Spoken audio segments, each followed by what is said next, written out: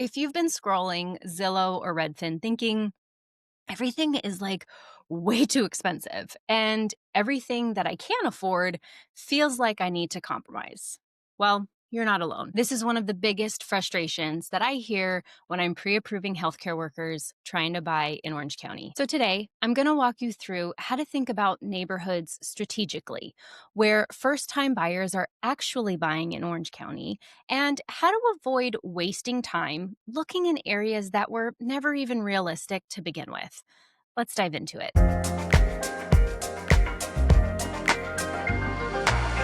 When most first time homebuyers start looking for homes, they usually start in the wrong place. They pick the ideal neighborhood first before they understand their payment comfort zone, the HOA costs, the commute realities, or even what their approval actually supports. Then, typically, one of two things happens. They'll either fall in love with a home that they can't qualify for, or get discouraged and pause the process altogether. My goal in this video is to help you shift from wish list searching to strategic searching, especially if you're a healthcare worker that is working long shifts and doesn't really have a lot of time to chase those unrealistic listings. Here's the most important mindset shift you need to have. You don't choose the neighborhood first. You choose the payment first. Once you know your maximum comfort payment, your total all in investment of your down payment and closing costs, and the strategy behind that, the loan program you actually qualify for, then the right neighborhood becomes much more clear. For example, two buyers can both qualify for the same purchase price, but have very different monthly payments depending on the HOA dues, the property tax rates of that specific area, and also the homeowner's insurance.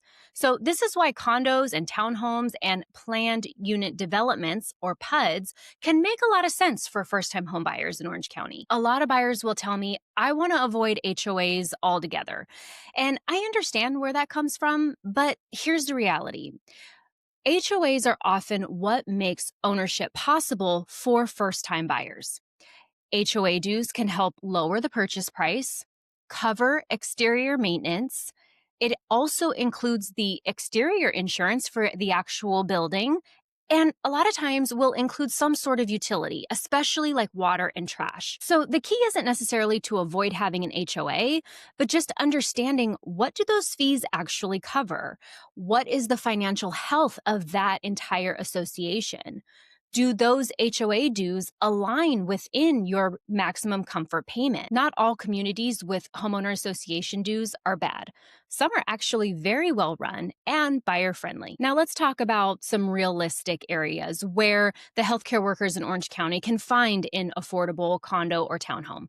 These would be in areas like Santa Ana, Anaheim, Garden Grove, Buena Park, Stanton, and even some in the Fullerton area. These areas often offer more reasonable price points with close proximity to major hospitals, and they also have strong rental demand, which could be really helpful in the long term if you planned on keeping that home when you then transition into that single family forever home. These areas also have great access to freeways for those variable shifts that you might be working.